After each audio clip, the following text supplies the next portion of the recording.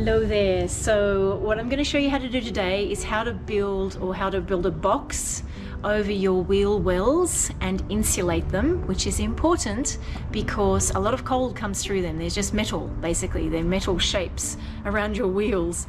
And so I'm going to show you how to do that today, and what materials to use and what tools to use, and the things I thought I was going to do, and then I had to change it because of things that I was building around it. So watch on.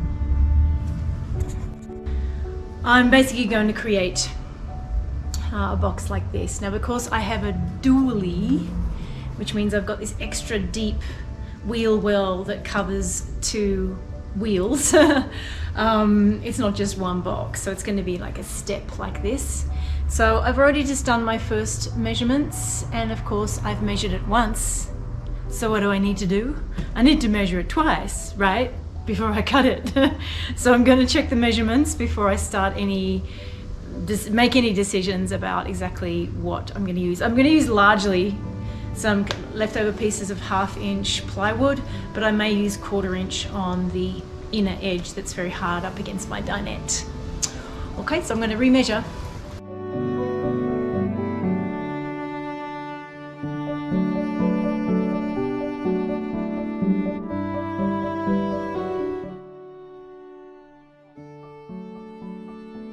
That is a good example of measuring twice.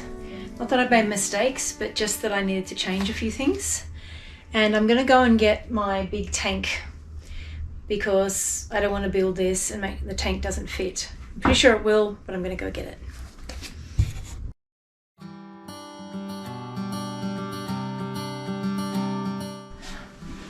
It's good that I'm done this, partly because now that the frame's in, I can actually see some of the important outlet points that I might need to adjust things for.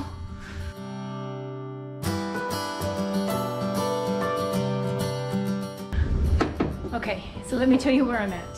So an hour something later, I think I'm becoming the template queen at this point. I'll take that. I'm the template queen.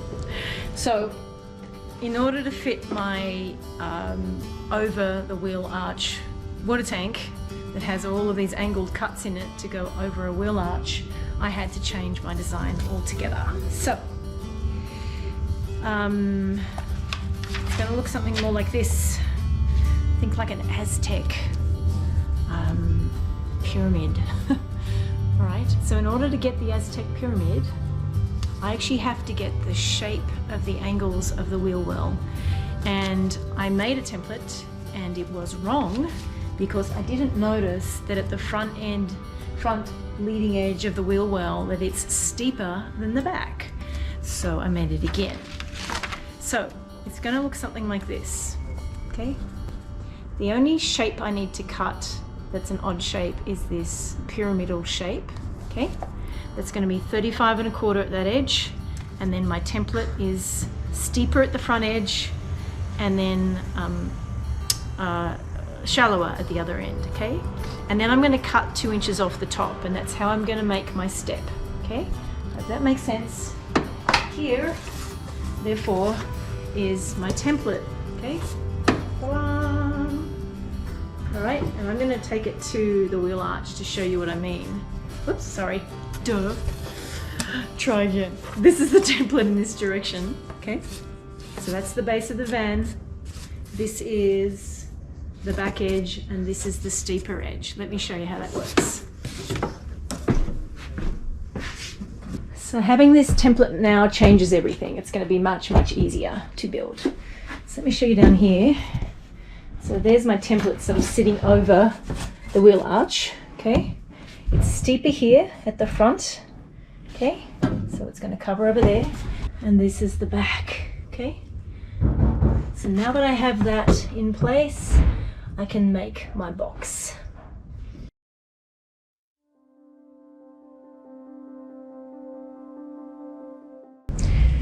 Hey, so new day, and I'm back at it building the wheel well boxes. So what I've done so far is I have created a template in that shape. I have cut out that shape And this is where I've got two lots of this, okay, which is the front parts of the wheel well. Now I'm going to do the horizontal sections and then the sides and then attach it. So effectively I'm at this part of the sketches. I need to cut out these two pieces and then join them like this, and then there'll be an angled side panel that I will also template. So here goes. So this is an opportunity for me to show you this pretty fabulous way that my friend showed me how to use a skill saw to do really straight lines without having a table saw. And unfortunately I don't have a table saw, so using clamps and using a straight edge and the edge of your skill saw, you can actually do really straight lines. It takes a bit of clamping and unclamping, but it's worth it. Let me show you.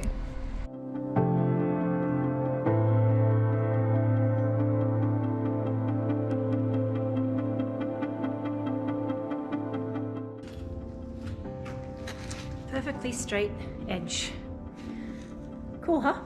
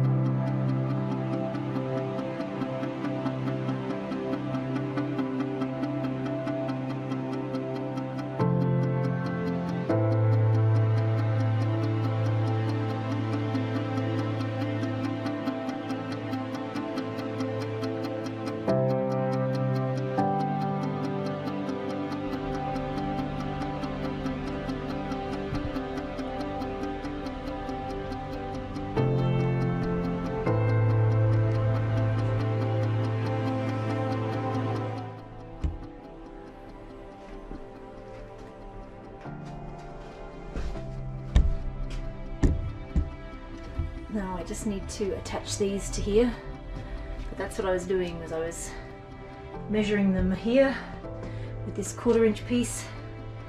Now they're ready to glue and stick. And so the final phase of these wheel well boxes to insulate the wheel well is attaching the